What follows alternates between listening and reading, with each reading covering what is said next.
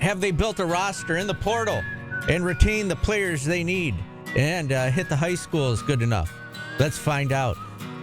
From Mike McAllister on McAllister Monday. Mike, what's going on? How are you?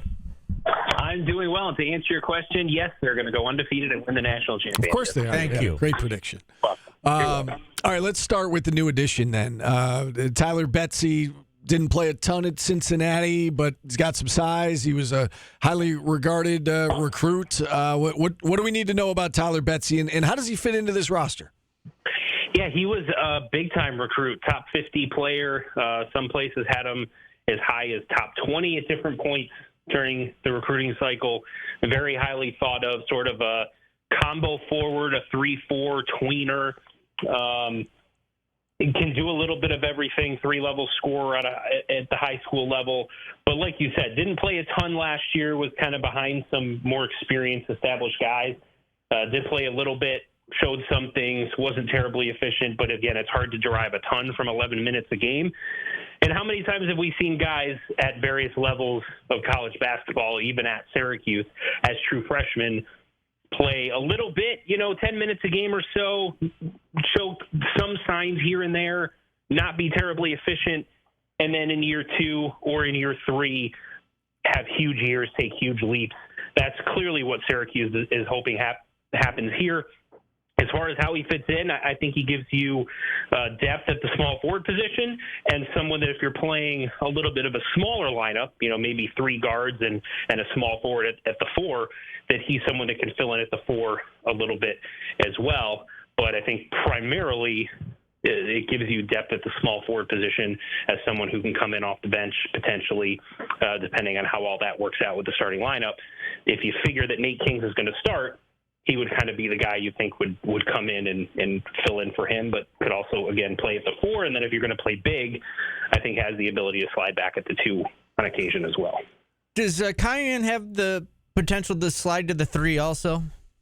I think so. If you're playing a little bit smaller, he's 6'4", 6'5". Nate Kings is about 6'5". So, height-wise, you're about the same. I think Kyan is maybe not quite as thick as you'd like to have someone at the 3, but depending on what you're doing with the rest of your lineup, if you're playing 3 guards, certainly I think he would be the guy that would slide in there. Talking about Tyler Betsy, do you look at it potentially? He was a freshman last year, so he's got 3 years of eligibility left. Do you look at it as maybe a longer play with him, that they like him and maybe sold him on, all right, it's probably a backup role for this year, but if you keep improving and, work hard, 2 years from now, you're going to be playing a lot. Do you think it's a situation like that?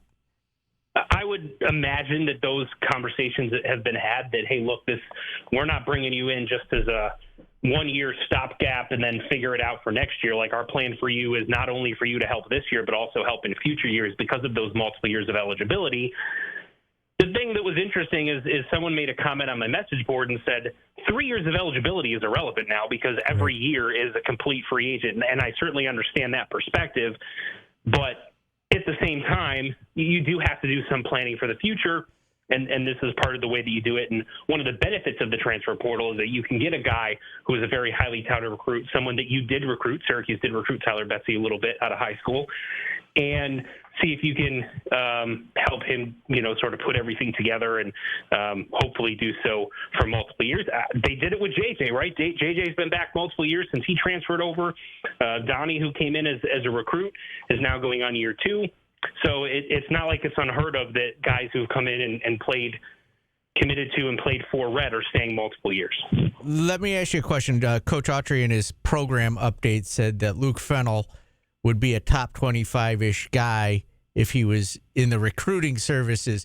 What do you know about him, and how good is he? I do think that he's better than what a lot of places have him. Sometimes you get with international kids that, you kind of take a look at some of the film. It's hard to derive what the competition level is and sort of slap a ranking on him. Whereas if he was in the United States and going through the AAU circuit and all that stuff, you get many more eyeballs on him. You see him against competition that pretty well. And so it's a lot easier to make an evaluation there. I do know that that's consistent with what I had heard when he committed, was that the Syracuse coaching staff thought very highly of him, that he would be a top 30 or so overall recruit had he been in the U.S. going through all of the AAU circuits and all that type of thing. So that's pretty consistent with what I had heard when they got him. But he's a good player. He's athletic. He's got size at the point guard position. He's a good passer. He's got a lot of experience playing overseas. And I think is someone that could come in and surprise some people as far as what he can do in the backcourt next year. How do they compare in that situation? Like, he's playing against men, right? Eric Devendorf said he played in that league, and it's tough. Yeah, in some instances he is, right. So he's not playing against international guys that are 15, 16 years old and 5'6", and so he's got a huge advantage and is just dominating those types of guys. And that can be why sometimes you have some of those international guys, the European guys, that come in and make an impact right away, even if they're not as highly rated as some of the other guys that you're bringing in, because they have that experience going against the bigger, stronger guys, and so they know how to play and use that to their advantage. You just mentioned a moment ago, Mike, about Tyler Betsy. You said that, when Nate Kings comes off the floor, he could be a potential option to fill in for him. We know that Donnie's going to play a ton at the other forward position. What do you envision Sadi White's role being on this team? And they're going to want to find ways to get him on the floor. How do they find ways to get him on the floor, given all the forwards they have? Yeah, I think there's a couple of options, right? One is him playing at the 4, which with Donnie off the floor, and he comes in and can be kind of a spark off the bench when he's coming in. The thing is, at this point, like, the roster isn't fully complete yet. They could still add players. They haven't gone through training camp, so it's hard to project exactly what everyone's role is going to be. But if I'm doing it just from my perspective, my thought is he's the guy that comes in for Donnie Freeman if Donnie starts, and could also play with Donnie if Syracuse decides to move Donnie to the 5 in certain rosters. So they've got the option, I think, to be a little bit versatile with what they do with him. But I think he's going to be someone that's going to dunk a lot. He's going to be great in transition. If they're pushing tempo, I think he's going to be a potential SportsCenter top 10 dunk guy a bunch of times this year. And I could see him making an impact there. And then, yeah, he's a little bit on the skinnier side, as a lot of forwards are coming out of high school. So obviously the more strength that he can put on his frame, the better in terms of being able to bang and rebound and play defensively. But he's really athletic. He's got good instincts. I think he's someone that could be, playing some at the 4, playing, I don't know how many minutes per game, but filling in for Donnie and then playing alongside Donnie if they decide to go small and move Donnie to the 5. I realize we haven't seen this team play yet, this roster that's on paper, but do you have a feel for – I think we all agree it's better than last year's roster. Do you have a feel for how much better it is? Like, is this a significant upgrade in your mind from last year's roster to this year's? I think so, but again, I won't know until I actually see it. And part of it is, going into last season, sort of in the off season, sort of where we were at this point last year with last year's roster. I saw some of the pieces, how they could come together, and said, okay, I know there's some weaknesses here, and interior defense may not be great, but I see some positives here. And a lot of those things didn't end up panning out, so there's a little gun shyness to making those types of projections on my part. But I do think that they're going to be much more athletic all around the roster, and that's going to help them defensively in terms of how they switch and play off the screens and those types of things. And I do think that they've got, with Nathan George and Luke Fennel, and then even with JJ, they've got the guards to be able to run more than what they did last year, get out in transition, and then take advantage of that athleticism that they have. So I think you'll see a different style team. I think at least that's the hope. And then if they're a different style team offensively, defensively, with the athleticism that they have, they got, I know the 2 bigs, and people are freaking out because they're 6'9", but they're coming in as centers. They're athletic centers. They're very mobile, and they're guys that have good shot blocking instincts, that you'll have better rim protection and interior defense and the ability to switch in pick and roll situations. So I'm hoping if you're a Syracuse fan, you're hoping all of those things come together and that they will be significantly better than what they were last year. All right, let's switch gears and talk football. And, Fran Brown continues to, go in the portal and get a lot done. He's been stockpiling linemen of late. What's the latest with that position? Yeah, they've added Zach Rice, Cam Pringle, and TJ Ferguson, 3 former highly touted recruits that are now coming into Syracuse. Zach Rice was the number 1 offensive tackle in his recruiting class, 5-star prospect, went to North Carolina, didn't really play a ton, primarily on special teams, and so it hasn't really panned out there. Now he's coming to Syracuse to see if he can realize some of that talent.